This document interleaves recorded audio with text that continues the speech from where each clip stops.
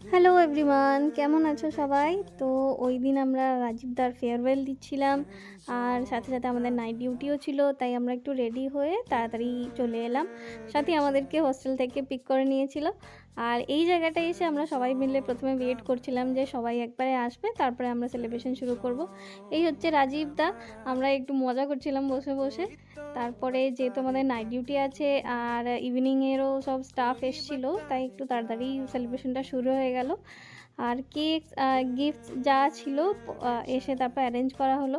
এমনি photos videos তো আমাদের চলেই যাচ্ছে, আর যাই কিছু চলুক না চালুক এইগুলোতে তো কোনো দিনই কিছু কম যায় না।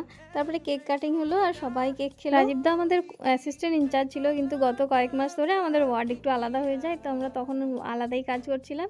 কিন্তু এখন সবাই একসাথে মিলে আমরা তার ফেয়ারওয়েল দিচ্ছি। আমরা সবাই তোমাকে অনেক মিস করব। খুব ভালো থেকো। Friends on camera.